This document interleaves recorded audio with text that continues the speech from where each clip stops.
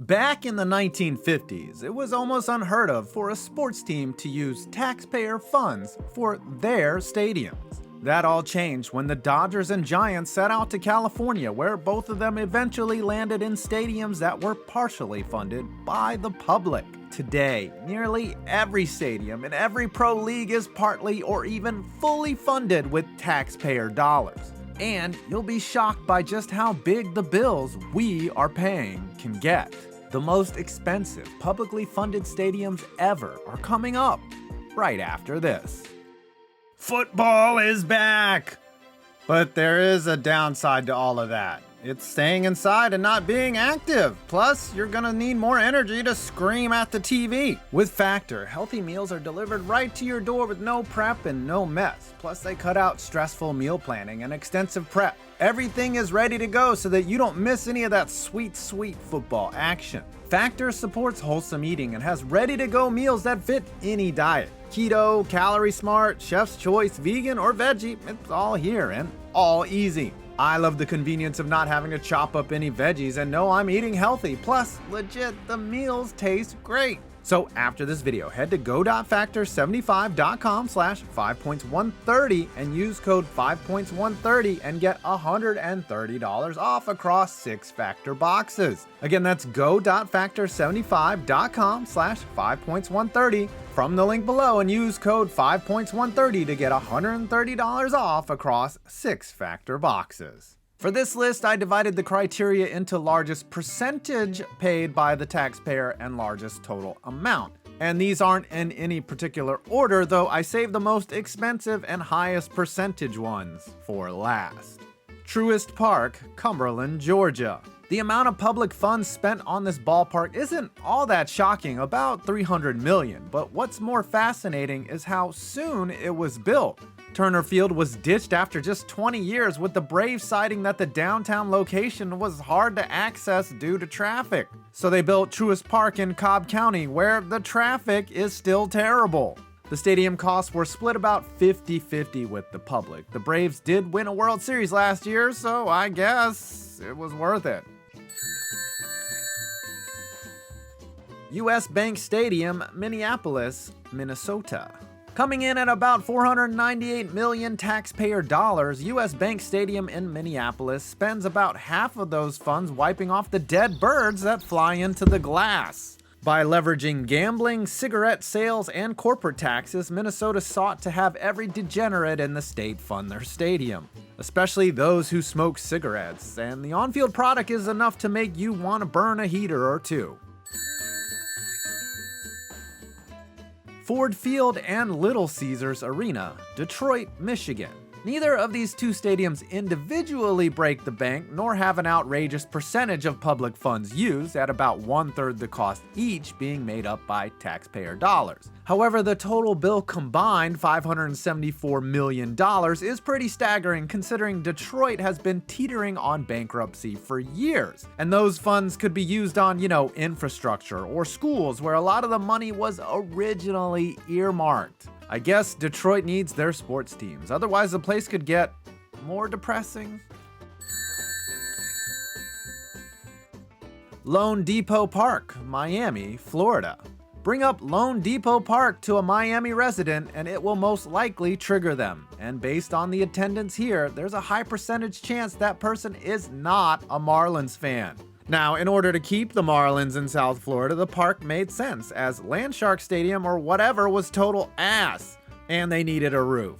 However, both the total tax burden of $510 million and the percentage of 80.44 is a bit outrageous. It's also ironic the park is named for a lending company, as taxpayers will be paying on the stadium bonds well after it's been replaced. Lucas Oil Stadium, Indianapolis, Indiana. Coming in at a whopping 86% publicly funded, the residents of Indianapolis certainly got what they paid for. Lucas Oil Stadium is one of the better ones in the NFL. However, what they were told they were paying for isn't so clear. After the stadium was built, the true cost was finally revealed, as many of the figures had been manipulated and purposely underestimated, and the state's coffers were emptied to cover the gaps. All that to allow Jim Irsay to not have to pay for his own coke habit. AMWAY Center, Orlando, Florida. If you were drunk walking the streets of Orlando in the year 2010, you might have gotten lost. You would have seen both the Amway Arena and the Amway Center, and would have been more confused than most people hearing a pitch for actual Amway. This is totally not based on it's a true story. That's because in 2010, after only 20 years, the Amway Arena was replaced by the 87% publicly funded Amway Center you see today. The Magic successfully leveraged against the city to get their new digs, with many of the funds coming from hotel surcharges for those staying in the area. So the next time you take the kids to Disney, be sure to catch a Magic game, because you paid for it. Globe Life Park, Arlington, Texas. The MLB's shiniest new ballpark, which looks more like a livestock auction house, handed a $500 million bill to the taxpayers. How un-Texas of them. Most of the funds came from sales, hotel, and rental car taxes. Ironically, the publicly funded cost is the equivalent to that of the roof on the stadium, which was sorely needed in the Texas heat. So money well spent, I guess. Side note, it's also funny that Jerry World was partly funded by public funds, even though he's worth $9 billion. Allegiant Stadium, Paradise City, Nevada. Las Vegas is one of the most efficient cities in the world, from their water usage to how they separate you from your money at the slot machines. So when they needed to come up with $750 million to entice the Raiders to come to the desert, they decided to make the out-of-towners pay for it. By increasing their hotel and hospitality taxes, Las Vegas found another way to sucker their tourists. Damn, son. Citi Field, New York City. This field has been famously mocked for the amount of public funds that were used, though neither the total bill or percentage are that outrageous compared to others on this list. However, it was the time that Citi Field was built during the recession of 2008 that irked most taxpayers. Couple that with the Wilpons being tied to the Madoff scandal and hiding money, well, it pissed the city off.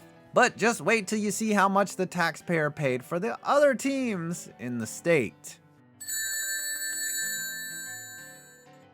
New Bills Stadium, Buffalo, New York. Now, this one had the potential for being the most expensive 100% publicly funded stadium ever, but thankfully that was negotiated down. It was originally reported that the Pagulas, who owned the Bills, wanted the entire stadium publicly funded, but instead the state of New York and Erie County ended up shoving in about $850 million. New Bills Stadium is set to open in 2026. Hopefully those tax dollars get medical tents built outside the stadium, too. PAYCOR Stadium, Cincinnati, Ohio. What stadium is this? Oh, it's the newly named PAYCOR Stadium, which used to be called Paul Brown Stadium. PAYCOR is an HR service, by the way. Never heard of it. Anyways, the stadium was built in 2000, but since its entire lifetime, taxpayers have shelled out over $1 billion in upkeep and renovation costs, with only $44 million coming from private funds. Oh, and guess what? There's talk it might get replaced soon. PPG Paints Arena, Pittsburgh, Pennsylvania. Here's the runner-up for highest publicly funded percentage, dropping in at a whopping 96.88% publicly funded for the Steel City. I feel like Bruce Buffer should have announced that. Originally, the Console Arena, as it was called in 2009, was supposed to be backed by private funds and casino revenues. However, the recession caused major problems, and to save the arena, the city came in and decided, F that, we'll pay for the whole thing. Gosh, was keeping Sidney Crosby in Pittsburgh worth that much? They'd probably do it again in a heartbeat. Nationals Park, Washington, D.C. And now for your percentage winner, Nationals Park in D.C. is 100% funded by the residents that don't even have a representative in the Senate. It's not surprising that the nation's center of government went out and built a fully publicly funded stadium because things like accountability have no place in Washington anyways. On top of that, the team's owners are crying poverty while selling off every last scrap of their championship team to the highest bidder, another staple of the region. And now for the most expensive, publicly funded stadium ever. New Yankee Stadium, New York, New York. With an astounding $1.186 billion in public funds allotted, New Yankee Stadium is your winner for highest tax bill ever served to the people. 'Tis the American way. What's even more staggering than that is the fact that that only covers a little more than half the cost to build the place, with the total bill coming in at $2.2 billion, which is what the Yankees are set to pay Aaron Judge this offseason. Well, I hope you enjoyed this video. Please like, subscribe, share it with your friends, do whatever. Hopefully you like this stadium porn. I'm 5 Points Vids, and you made it to my next video.